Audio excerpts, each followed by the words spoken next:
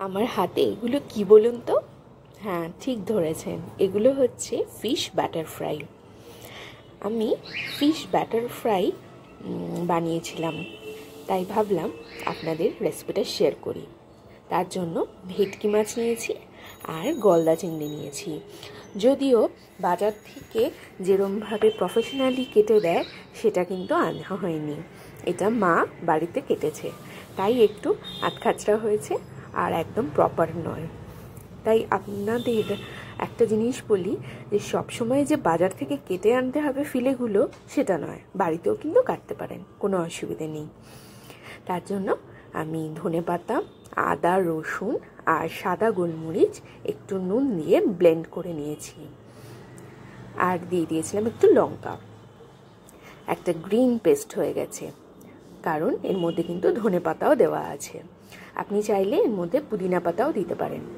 এবার মাছগুলোকে আমি আগে থেকে লেবুর রস দিয়ে একটুখানি ম্যারিনেট করে রেখেছিলাম, তার মধ্যেই পেস্টটা দিয়ে দিয়েছি, দিয়ে মেখে রেখে দিয়েছি আধ ঘন্টার থেকে একটু বেশি।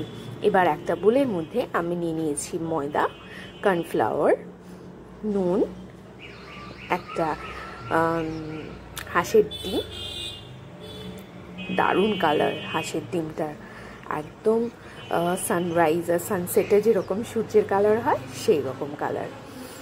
এইটা একটু নুন দিয়ে আমি অল্প জল দিয়ে মেখে নিয়েছি।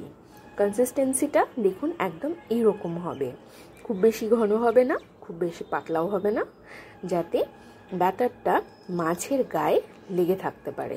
অনেক সময় হয় আমাদের জল বেশি হয়ে যায়, তখন ব্যাটারটা মাছের গা থেকে পড়ে যায়, কিন্তু সেটা হলে খেতে ভালো লাগে না। এবার আমি ওর মধ্যে দিয়ে দিয়েছি একটু সোডা। এই সোডাটা তখনই ব্যবহার করবেন যখন একদম ভাজার জন্য আপনি রেডি। আগে থেকে ব্যবহার করলে কিন্তু সোডার যেই গুণটা আছে, মানে ফুলে যাওয়া আর খাস্তা হওয়া, সেটা কিন্তু চলে যাবে। যদিও এর মধ্যে ডিম আছে, এমনি মচমচে হবে। ব্যাস, এবার নিয়ে নিন মাছের ফিলেগুলো, এবার ডুবিয়ে ভেজে নিন। আমি এখানে সাদা তেলে ভেজেছি, তেলটাকে ভালো করে গরম করে নিয়েছি আর একটু মিডিয়াম হাইতে ভেজেছি, কারণ যদি ফার্স্টে আমি হাই ফ্লেমে দিয়ে দিতাম তাহলে কিন্তু বাইরের কোটিংটা ব্রাউন হয়ে যেত, কিন্তু ভেতরটাও ভাজা হতো না। তাই মোটামুটি মিডিয়াম আছে বারবার করে উল্টে নিয়ে আমি ভেজে নিয়েছি। এই ফ্রাইটা করার একটা নিয়ম আছে, সেই নিয়মটা কি বলুন তো? এই যে আমি একবার যখন ভেজে নিয়ে তুলে নিয়েছি তখন একটু হালকা কালার, বাট এরপরে ধরুন সব ফিলেগুলো যখন ভাজা হয়ে গেল, তখন আপনি কি করবেন, কিছুক্ষণ পরে আবার একবার ফ্রাই করে নেবেন। তাতে কি হবে, খুবই মচমচে থাকবে। যদি একবার ফ্রাই করতাম তাহলে কিন্তু খুব বেশি মচমচে হতো না। তাই সেকেন্ড টাইম একবার ফ্রাই করে নিন। সেই ফ্রাইটা কিন্তু একদমই কম হবে, ধরুন 4 থেকে 5 মিনিট একটু উল্টো পাল্টা করে নিয়ে দেখবেন ফ্রাইটা খেতে একদমই মচমচে হবে। আমার সেকেন্ড ব্যাচ ভাজা হয়ে গেছে। ফার্স্ট ব্যাচে আমি 3টে ভেজেছিলাম, তারপরে আমি এই ব্যাচে ভেজে নিয়েছি আরও কটা। বেশি উল্টে পাল্টে কিন্তু আমি ভেজে নিচ্ছি। দেখুন খুব বেশি কিন্তু আমি কালার করছি না। এবার যখন ভাজা হয়ে গেল তখন আমি প্রনটাকেও ভেজে নিয়েছি একইভাবে। প্রনটাও কিন্তু বেশ ভালো লাগে খেতে। আপনারা চাইলে এখানে তোপসে মাছ দিয়েও কিন্তু করতে পারেন, সেটাও খুব ভালো লাগে। আমার কাছে গলদা চিংড়ি ছিল, তাই সেটাকে দিয়েই করেছি। আর মাঝখান থেকে স্লিট করে নিয়েছি, ওর যে খাদ্যনালীটা থাকে সেটাকেও কিন্তু পরিষ্কার করে নিয়েছি। এবার একই ব্যাটারের মধ্যে ডুবিয়ে ব্যাস ফ্রাই করে নেওয়া। খেতে কিন্তু দারুণ হয়, তাই ভাবলাম আপনাদের সাথে শেয়ার করে নিই।